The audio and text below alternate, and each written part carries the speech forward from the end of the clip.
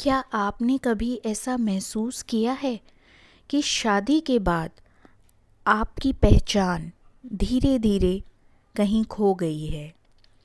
आईने में खुद को देखकर कभी लगा है ये मैं हूँ या सिर्फ किसी की बहू, किसी की पत्नी, किसी की माँ? अगर हाँ, तो आज की ये कहानी सिर्फ एक कहानी नहीं, ये शायद आपकी ही कहानी है। याद रखिए, शादी के बाद खुद को भूल जाना नॉर्मल बिल्कुल नहीं है। आज मैं आपको नंदिनी की कहानी सुनाने वाली हूँ, लेकिन हो सकता है इस कहानी में आपको बार बार अपना चेहरा दिखाई दे। नंदिनी एक छोटी सी चुलबुली, सपनों से भरी लड़की। कॉलेज में जब भी कोई उससे पूछता था, नंदिनी आगे क्या करना है, वो बिना सोचे बोल देती थी, मुझे अपना बुटीक खोलना है, मैं अपना नाम कमाऊंगी। उसकी सहेलियां हंसती थी, लेकिन नंदिनी सीरियस रहती थी। उसकी एक नीली डायरी थी, जैसे आमतौर पर काफ़ी लोग रखते हैं, जिसमें वो डिज़ाइन बनाती थी। लहंगे, कुर्तियाँ, साड़ियाँ, हर पेज पर लिखा होता वन डे नंदिनीज़ कलेक्शन। उसकी माँ अक्सर कहती, बेटा शादी के बाद जो करना हो करना, और नंदिनी मुस्कुरा कर कह देती थी, हाँ मम्मी, मैं सब कर लूँगी। उसे क्या पता था कि ज़िंदगी की सबसे बड़ी परीक्षा अभी बाकी है। फिर एक दिन नंदिनी की शादी तय हो गई। घर में खुशी का माहौल था। रिश्तेदार, शॉपिंग, मेहंदी, संगीत, सब कुछ बिल्कुल परफेक्ट। शादी के बाद नंदिनी अपने नए घर आई। ससुराल अच्छा था, लोग भी ठीक थे, लेकिन जिम्मेदारियां बहुत ज़्यादा थी। पहले दिन ही सास ने प्यार से कहा, बेटा सुबह हमें थोड़ी जल्दी उठने की आदत है। नंदिनी मुस्कुरा दी, जी मम्मी जी। अगले दिन सुबह 5 बजे अलार्म बजा। उस दिन से नंदिनी की जिंदगी का टाइम टेबल ही बदल गया। सुबह की चाय, नाश्ता, टिफ़िन, फिर बर्तन, झाड़ू, फिर खाना।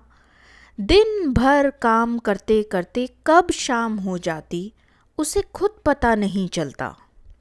शुरू शुरू में वो सोचती थी, बस थोड़ा सा सेट हो जाऊं, फिर अपने बुटीक का काम शुरू करूंगी। लेकिन हर दिन एक नया काम आ जाता था। कभी मेहमान, कभी फंक्शन, कभी किसी की तबीयत खराब होना। धीरे धीरे उसकी नीली डायरी अलमारी के कोने में चली गई। एक दिन उसकी कॉलेज वाली दोस्त रिया का फ़ोन आया, मैडम डिज़ाइनर आजकल क्या चल रहा है? नंदिनी कुछ सेकंड चुप रही, फिर बोली, बस घर संभाल रही हूँ। रिया बोली, और तुम्हारा बुटीक? नंदिनी ने हल्की हंसी से बात टाल दी, अभी टाइम कहाँ है। फ़ोन कट गया, लेकिन उस रात नंदिनी बहुत देर तक छत देखती रही। समय बीतता गया और नंदिनी ने खुद को समझाना शुरू कर दिया, अब मेरी उम्र निकल गई है, अब बच्चों पर ध्यान देना है, अब मेरे सपनों का क्या मतलब? ज़रा सुनिए, यहीं से औरत अधिकतर खुद को खो देती है। धीरे धीरे नंदिनी की मुस्कान कम होने लगी। वो सबके लिए सब कुछ करती थी, लेकिन अंदर से वो खाली महसूस करती थी। एक दिन वो आईने के सामने खड़ी थी। उसने खुद से पूछा, नंदिनी, तू खुश है क्या? और पहली बार उसके पास जवाब नहीं था। उसकी आंखें भर आई। एक दोपहर उसकी छोटी बेटी स्कूल से आई, बैग रखा और अचानक पूछ लिया, मम्मी, आप बड़ी होकर क्या बनना चाहती थी? नंदिनी जैसे जम सी गई। सालों बाद किसी ने उससे ये सवाल पूछा था। उसने धीरे से कहा, डिज़ाइनर। बेटी मुस्कुराई और बोली, तो अभी बन जाओ ना मम्मी। बस इतना सा वाक्य, लेकिन जैसे किसी ने नंदिनी को झकझोर दिया।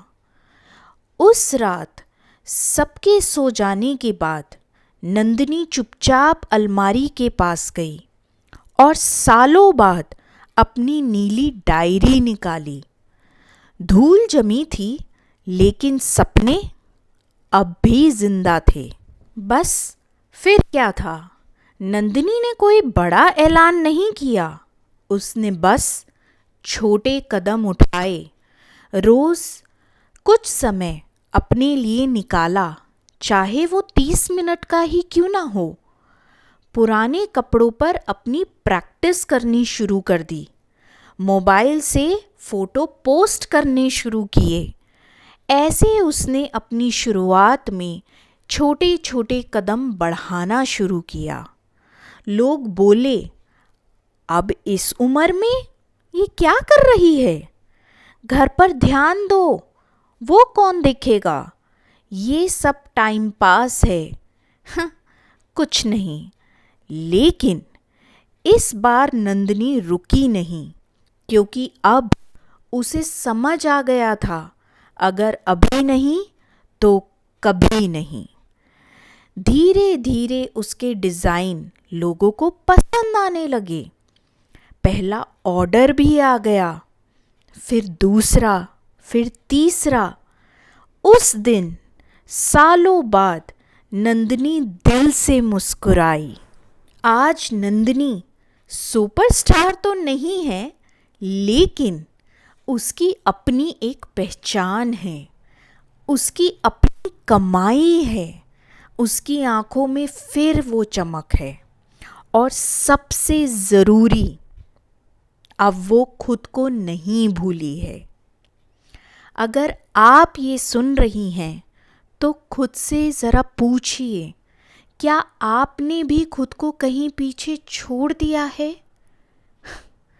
याद रखिए, शादी जिंदगी का हिस्सा है, पूरी जिंदगी नहीं। ये सच है। और खुद को भूल जाना नॉर्मल बिल्कुल नहीं है। अगर इस कहानी में आपको अपनी झलक दिखाई दी तो मुझे कमेंट करके ज़रूर बताइएगा। और इस वीडियो को हर उस औरत तक भेजो जो चुपचाप खुद को भूलती जा रही है।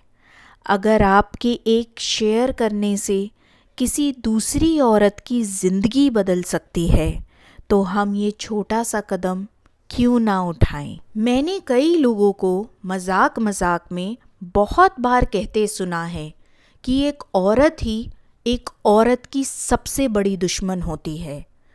तो क्यों ना हम इस वीडियो को उन बहुत सारी औरतों के साथ शेयर करें और इस कहावत को बदलकर ये कहें कि एक औरत ही एक औरत की सबसे बड़ी मददगार होती है।